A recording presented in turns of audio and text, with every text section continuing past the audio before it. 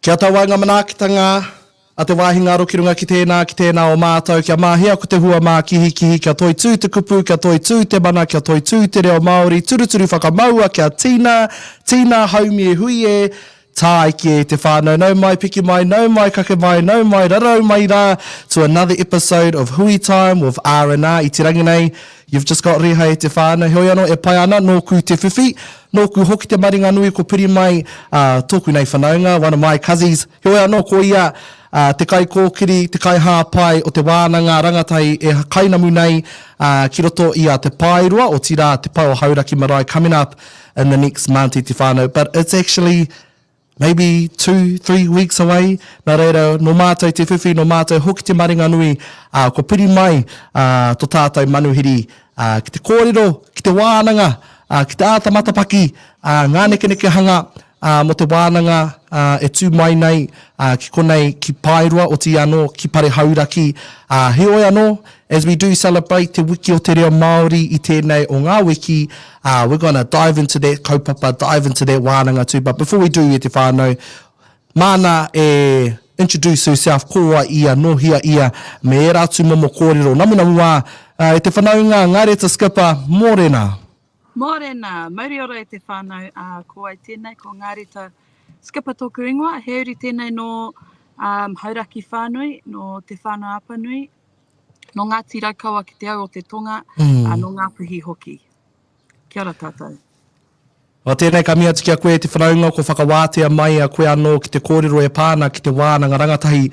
E kainamu nei ki Te Pai o Hauraki Marae in the up and coming weeks, and I'm quite excited e hoa because it's been a while since we've had a rangatahi wānanga hosted and facilitated at our beautiful marae around Pare Hauraki.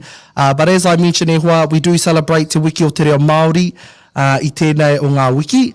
And ko koe te tahi o ngā mokopuna o te kohanga reo, o te kura kaupapa, o te whare kura, o tira te whare wānanga. Nā reira, ka timata ki reira mo koe ake when it comes to te reo Māori e te whanaunga. What are some of the challenges for you when it comes to learning reo? O tira, what are some of the highlights when it comes to te ao Māori? Moku ake, ko tēnei te reo Māori, tēnei mea te reo Māori, te ao Māori, karekau he mea kei tua, he āhuatanga kei tua. Āhua rima tauau e noho ana ki Melbourne, ki Ahitereiria. Āhua heke te koingo tōku, harai te koingo, te reanga o tōku reo. Engari, tōku hokinga mai, I peritata atu ki tōku whānau, ki oku hoa, me te kōrero i te reo. I whai I tētahi atu momo aroha mo tō tātou reo me ona tikanga. Nā reira ai, ko etahi rautaki mōku, ko te kimi oku I tōku porohita. I tēnei wā, I te wā ka pātuhi atu ki aku hoa, ka tuku voice recording, ko te reo Māori anake. And he wero kei roto I tērā hoki, mō ngā kupu, ka tino waia, te rere o te reo. Nā reira, mōku ake, koera te tehi timatanga mōku, te kōrero I te reo. Kia puta whānui. I tōku porohita, I tōku whānau hoki. Mihi ana ki tērā o ngā kōrero e te whanaunga. And you know, over the last couple of years, well, I think it's been about maybe 3 or 4 years since we've had our whānau wānanga e kia nei ko te kahu kōrako, aka te kārearea. You know, era momo wānanga e whakakotahi nei te whānau, te hapu, te iwi, te marae, I runga I te kaupapa kotahi arā, ko te reo tēnā. Take us back and let our whānau know what were some of the main kaupapa of those types of whānau wānanga when it comes to reo, whakapapa, kōrero hitori. Well, kia timata noa au, ko he paku noiho o ngā whānau o mātou whānau e kōrero ana I te reo Māori. Nā reira, tuatahi te whakahoki mai I o mātou whānau. Kore kau he reo, paku noiho te reo, o te hunga hikaka ki tēnei te ao Māori. Ai. Te whakahoki mai i a rātou ki te kāinga. Kia whai tēnei mea te inspiration. Piro toi nei momo mahi. Nā reira, koera te tino whāinga. I tō tainga mai, he reanga kei roto, so there's levels, we start off with our babies. Ngā pēpi pāpā, katahi ko te hunga, I mua I tō eke ake ki te hunga rangatahi, āhua waru ki te kaumātahi pia, katahi ka uru atu ki te taha karekauhere o nā reira te pirere, te hunga ka tahi anō ka timata, katahi ko te hunga tēnei mea te matatau ki te reo Māori, o ahe ana te kōrero I te reo Māori. Nā reira, ko te whāinga nui o te whānau, ko mātou whānau, ko te whakahoki mai te whānau, ki te kāinga, ka pure ai ngā hau, kia haere ki te awa, era momo mahi. Ai, koera te mea nui, te whakakotahi hoki, whanaungatanga, aua momo mea. Ai, tika rā, te whanaunga, you know, it takes me back to the whānau wānanga, I think it was Waiheke. I tino pai tērā wānanga, I tērā o ngā whānau wānanga I whakatakoto I te rāhui, ki runga I te mautere o Waiheke. You know, so those types of wānanga, bringing our tamariki, bringing our whānau, I runga I era o ngā haerenga, ke āta whakarongo, ke āta, you know, pā a wairua I te hohonutanga o te kaupapa o te ao Māori. And talking about rangatahi, talking about wānanga, talking about te hohonutanga e hoa. Coming up in the next couple of weeks, ka tū he wānanga ki konei ki Paero o tira ki te Pai Hauraki Marae. Hosted and facilitated by Te Aratupu o tira te whānau anō hoki, tō whānau. Nā reira, whakamārama mai to all of our parents, to all of our rangatahi out there. Iaha etahi o ngā mea, ka puta mai I tēnā o ngā wānanga, iaha etahi o ngā mea e hiahia na koutou. So what are some of the outcomes you're expecting from our rangatahi? What are some of the things that our rangatahi can expect in the 2-day wānanga hosted here in Paero? We know it kicks off on the 11th of October I te whānau, 10 a.m. And it will wrap up 5 p.m. The following day on the said day I te whānau. But what is in store for our tamariki I te whanaunga? He nui ngā mahi. Ko te mea nui ka hoki au ki te kingitanga. E tuku aroha ana ki te whare tapu o potatau tēnei wā. Engari, ko te mea I pupua ke te hikakatanga I roto I au. Hikakatanga ko te... ko tamata ariki nui kuini ngā waihono I te pō. I taku rongo atu, ko ia te kuini te ariki nui te pairu e noho ana ki te ahurewa tapu. I hikaka te ngākau mō tēnei kaupapa. Ko te hunga rangatahi te reanga e hara mai ake nei, nā reira, mai te mua ki te muri, he rangatahi. Ngā kai tunu, ngā kai whakahaere, ko koe hoki tētahi o ngā kai hāpai, ngā kai āwhina I tēnei kaupapa. Mō te hunga, te kaumatoru, so our target audience is our rangatahi, 13 to 18 years of age. And like you said, from the 11th to the 12th of October. But e hara mō te hunga rangata, mō te hunga reo Māori anake. We want to encourage those that live outside of Hauraki, whether they're in Auckland, Hamilton, wherever, whether you have little reo or a lot of reo, no mai hoki mai ki te kāinga. And, you know, I think for us, it's a good learning curve. You know, it's our turn to kind of fill in those gaps and learn from our pakeke.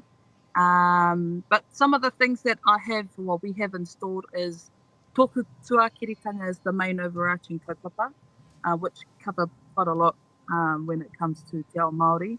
Ko tū hei tangata Māori. But we're also, so there's that part of the wānanga. And we've split it up into 4. So we've got te taha tinana, wairua, hinengaro, me te whānau. So we've got different kaupapa going on there, healthy relationships, a little bit of a tūtaua there, maurākau. We've got our cousin Rangi. He's going to be looking into tikanga, 101 choice. stuff for, pōwhiri. Not many rangatahi know why they do certain things at pōwhiri. So that's that side of things. But we've also introduced the back as well. So we've got whānau coming in to teach our rangatahi how to make fry bread, how to shell mussels, how to fillet fish. So e maha ngā wheako ka whai wheako ngā rangatahi roto i tēnei wānanga. And tino hikaka te ngākau. Ai. For you, Kaz, just me hearing, some of the activities, some of the mahi that our tamariki will be doing on the 11th and the 12th of October at Te Pai Hauraki Marae. For you, as you and I, but our whānau, ko tupu ake i te marae, ko tupu ake I rato i te kihini, i te kauta, aotira, ko tupu ake ki te tautoko, I te pai, I ngā tini kaupapa. But for you, as the facilitator for this wānanga, and I can hear the excitement from you, Kazi, but what is the main thing you're hoping our rangatahi get out of it? Is it, making sure that they do come back to the marae? Is it, making them feel like a marae is a space not just for tangihana, it can be utilised for wānanga, it can be utilised for hui, it can be utilised for play. So for you, what is your ultimate outcome for this kaupapa for our rangatahi, Kaz? I think ultimately to bring our people home. When I go home to the marae, e tuaka hoki atu ki te marae, ko te nuinga ko ngā pakeke. O ko te hunga pepi nei, te pakeke na te mea me harihari mai a rātou, mātua i a rātou. Nā reira, ko tōku he whaka, he timata i tētehi momo hiahia, tētehi momo, just to kind of inspire our rangatahi to come home, to be amongst, like you said, it's not just a place for tangihanga, for unveilings, for aua momo kaupapa ahua, maroke, me kōrero tika mātou, maroke ki te hunga rangatahi etahi wā. Engari, mōku ake, he wāhi wānanga, he wāhi whai wheako ki enei mahi I runga I te marae, because I feel like, you come to kaupapa, and you go there and sit. Whereas if we kind of teach our rangatahi how to set the tables, they can be, when they go to their marae, they can be like, I can come and help. Or I know how to peel potatoes, or, those sorts of things. And ko te taha o paki hoki. Te whakataraunga I ngā wai e mukurihi ana. E kare rātou te mohio, kei te mahi au. Engari, kei te āta whakawhiti kōrero, whakawhanaunga hoki ki ngā tangata no wāhi ke. I'm looking at our registration list, and we've got rangatahi from all over the place. From different kura rakaumanga, we've got some from Te Kōpaku, we've got some from Papa Toitoi, like we've got, it's quite a wharekura o manaia. So, yeah, it's exciting. But koera noiho, he hoki mai ki te Talking about registrations, how you say kua tata ki tēnei o ngā wānanga, how much space is left, Kaz, for our rangatahi out there that haven't yet registered, or our whānau haven't yet had the opportunity to go and have a look at the pānui? How much space is left? We have about 20 spots. Ka pai. 20 spots left. So, tuku mai o rehita, koera tōku aki kia koutou te hunga rangatahi. I'll send the registration forms.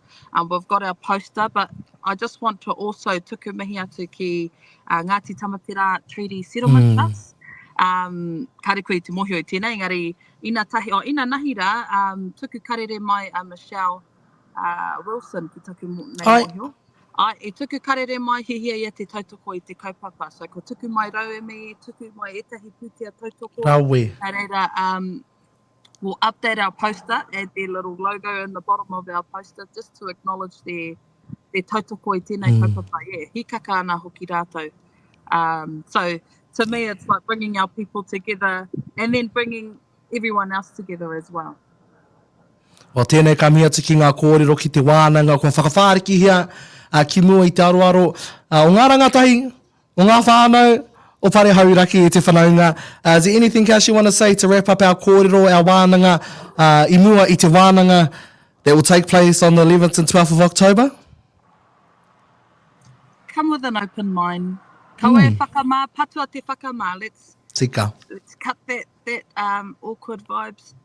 Hara mai, mahi a te mahi. He tuku mihi atu kia kōrua R&R rino me reha.